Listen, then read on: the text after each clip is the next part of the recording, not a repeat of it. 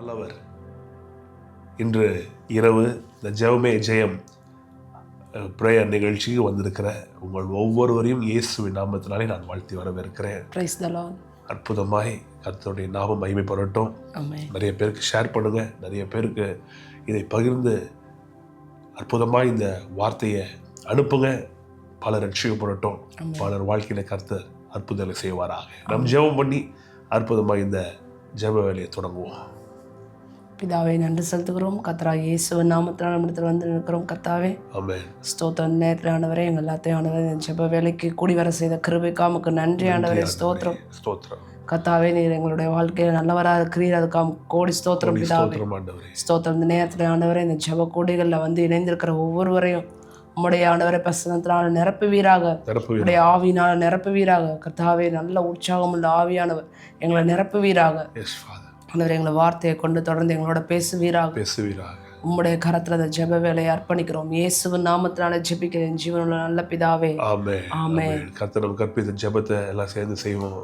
பரமண்டலங்களில் இருக்கிற எங்கள் பிதாவே, உம்முடைய நாமம் பரிசுத்தப்படுவதாக, உம்முடைய ராஜ்யம் வருவதாக, உம்முடைய சித்தம் பரமண்டலத்திலே செய்யப்படுகிறது போல பூமியிலேயும் செய்யப்படுவதாக. எங்களுக்கு வேண்டிய ஆகாரத்தை இன்று எங்களுக்கு தாரும். எங்கள் கடனாளிகளுக்கு நாங்கள் மன்னிக்கிறது போல எங்கள் கடன்களை எங்களுக்கு மன்னியும். எங்களை சோதனைக்குட்பட பண்ணாமல் தீமையை நின்று எங்களை ரட்சித்துக் கொள்ளும். ராஜ்யமும் வல்லமையும் மகிமையும் என்றென்றைக்கும் உம்முடையவைகளே. ஆமென்.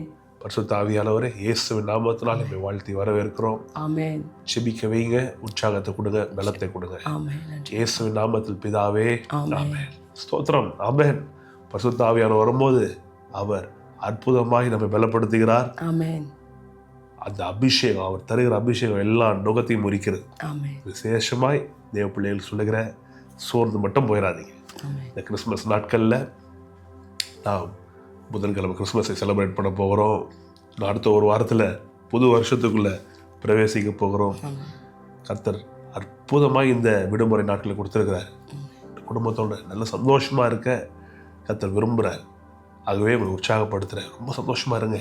கர்த்தர் உங்களை வாழ வைப்பாராக. ஆமென். வேதத்திலிருந்து உங்களுக்கு திருமணத்தை குறித்தும் குடும்ப வாழ்க்கை குறித்தும் பேசி கொண்டு வந்தோம். தொடர்ந்து அதை பற்றி தான் பேச போகிறோம். நடுவில் ஒரு அழகான குடும்பத்தை குறித்து வேதத்தில் சொல்லப்பட்ட ரொம்ப ஒரு பரிசுத்தமான குடும்பம், ரொம்ப ஒரு அற்புதமான குடும்பத்தை குறித்து பார்க்க போகிறோம். கிறிஸ்தவர்கள் சொல்லுவாங்க திருக்குடும்பம்னு சொல்லுவாங்க. இப்போ உங்களுக்கு தெரிஞ்சுக்க நான் யாரை பற்றி பேசுகிறேன்ட்டு.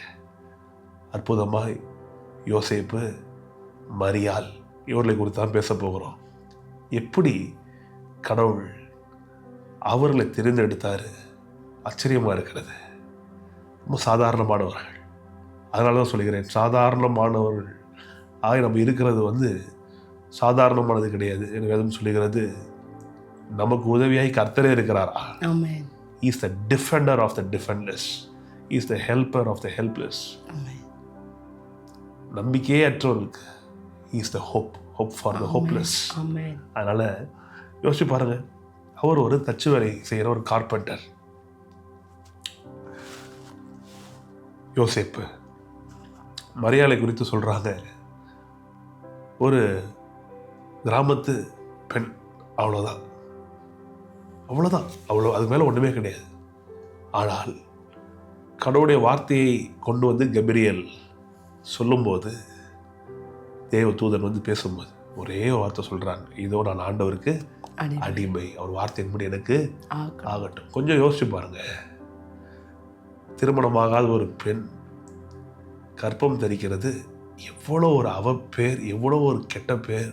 அவன் நடத்த கெட்டவன், இது அதுன்னு சொல்லி முத்திரை குத்துற ஒரு காலம் அது எப்போவுமே இருக்குது. ஆனால் முத்திரை கொடுத்தது மட்டும் கிடையாதுங்க. 2000 வருஷத்துக்கு முன்பாக அந்த யூத சமுதாயத்தில் கல் எறிஞ்சு கொன்றுவாங்க. ஒரே பனிஷ்மெண்ட்டு, டெத் பனிஷ்மெண்ட்டு. இப்படி ஒரு பனிஷ்மெண்ட் எல்லாம் தனக்கு வரும் என்று எல்லாம் தெரிந்து ஆண்டவருக்கு அடிமை, ஆண்டவர் வார்த்தையின்படி ஆகட்டும்னு சொன்னாங்க பாருங்க. அதனால தான் நானும் சொல்லுகிறேன், வேதமும் சொல்லுது, ஸ்திரீகளுக்குள்ளே பெண்களுக்குள்ளே பாக்கியம் செய்தவர்கள், பாக்கியம் பெற்றவர்கள் அவங்க தான். அதற்காக அவங்களை கடவுளாய் நாம் வைத்து வணங்க முடியாது. ஆனால் blessed among women, பெண்களுக்குள்ளே இருக்கிற எல்லா பெண்கள்லேயும் பாக்கியசாலி அவங்க தான். அடுத்த பாக்கியசாலி என் மனைவி நினைக்கிறேன். அவங்க தான் ஒவ்வொரு பெண்களும் அதான் நம்பணும். ஃபஸ்ட்டு மரியாள், அடுத்தது நீங்கள் தான். கர்த்தர் அழகாக அவளை தேர்ந்தெடுக்கிறாரு. அதனால சொல்கிறேன் பாருங்க, தேவ பிள்ளைகளுக்கு மரியாளை போல தாழ்மை, மரியாளை போல கர்த்தருக்கு பயப்படுற பயம், இவ்வளோ பெரிய விஷயம். கர்த்தருடைய திட்டத்தை செய்வதற்கும் திட்டத்தை நிறைவேற்றி முடிப்பதற்கும் கொஞ்சம் கூட தயங்காமல், ஆண்டவரே உங்கள் வார்த்தைக்கு நான் அடிமை, உங்கள் வார்த்தையின்படி எனக்கு ஆகட்டும். இது எவ்வளோ பெரிய வார்த்தை. இது உங்கள் சித்தம் நடக்கட்டும். பரமண்டலங்கள் உங்கள் சித்தம் நடக்கிறது போல என் வாழ்க்கையில் உங்கள் சித்தம் நடக்கட்டும். நம்ம ஜெபம் போடுறோம். நான் சொல்கிறேன், மரியாதை போல ஜெபிக்கணும். யோசிப்பு அப்படிதான். மரியாள் கன்சீவாக இருக்கிறாங்க, கற்பம் தரித்திருக்கிறாங்கன்னு கேள்விப்பட்டு அவன் நீதிமானாக இருந்ததுனால ரகசியமாய் தள்ளிவிட மனதாக இருந்தானா, அவமானப்படுத்த விரும்பல.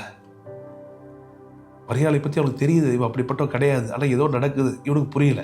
சரி, ஒன்றும் புரியல, ரகசியமாக என்ன பண்ணிடலாம், தள்ளி விட்டுடலாம் அப்படின்னு ரொம்ப ஒரு ஆவியில் எளிமையான மனுஷனாக இருப்பார் நினைக்கிறேன். முடிவு பண்ணுறாரு. ஆனால் கர்த்தர் பார்த்தீங்கன்னா இல்லை, தெய்வீக திட்டம் அது. அற்புதமாக 2 பேரையும் இணைத்து ஒரு குடும்பமாக உருவாக்கி அந்த குடும்பத்தில் இயேசுவை பிறக்க வைக்கிறாரு. யோசேப்பின் மூலமாக அல்ல, பரிசுத்த ஆவியின் பலத்தினால மரியாள் கர்ப்பம் தரிக்கிறாங்க.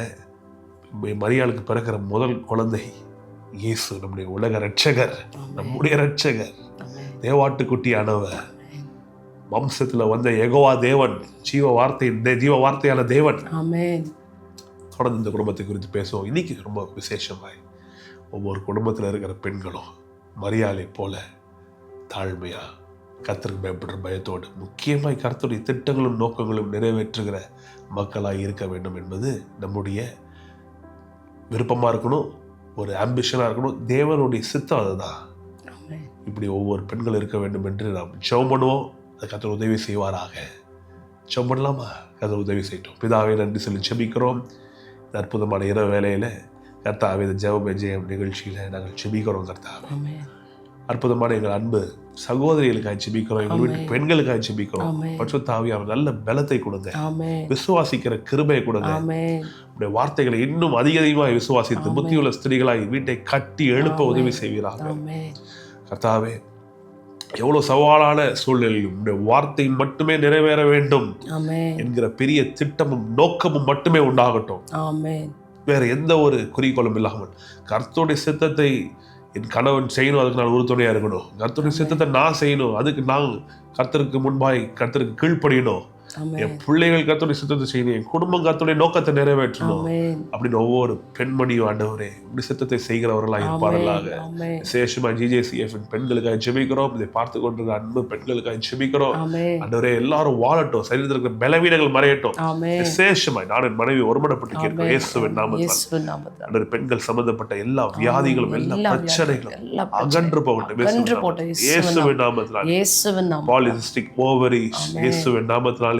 irregular periods இயேசுவின் நாமத்தில் அகன்று போகட்டும். கர்ப்பம் தெரிக்க முடியாமல் இருக்கிற நிலைகள் மாறட்டும்.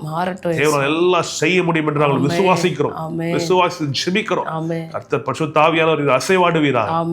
திருமணங்கள் இருக்கிற எல்லா பிரச்சனையும் அகற்றுவீராக.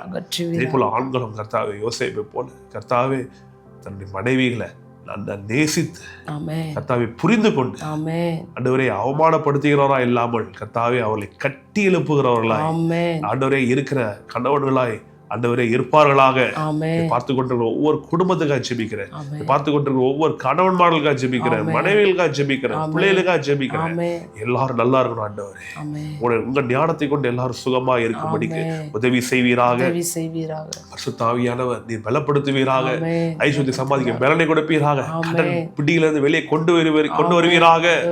தேவ தயவும் அனுக்கிரகமும் இரக்கமும் பெருகட்டும் இயேசுவின் நாமத்தில். கிறிஸ்துமஸ் நல்ல நாட்கள்ல ஆண்டவரே தெய்வீக சுகமும் ஆரோக்கியம் செழிப்பும் பெருகட்டும். இயேசுவின் நல்ல நாமத்தில் ஜெபிக்கிறோம், ஜெயம் எடுக்கிறோம் நல்ல பிதாவே. ரொம்ப நல்லா இருப்பீங்க, சந்தோஷமா தூங்க போங்க. கர்த்தரை தொடர்ந்து ஆசீர்வதிப்பாராக. ஹல்லேலூயா. சேர்ந்து சொல்லுவோம்.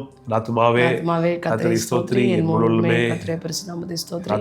ஆத்துமாவே கர்த்தரை ஸ்தோத்திரி, கர்த்தர் செய்த சகல உபகாரங்களையும் என்று மறவாதே. ஆமென். Praise the Lord. Shalom. God bless you.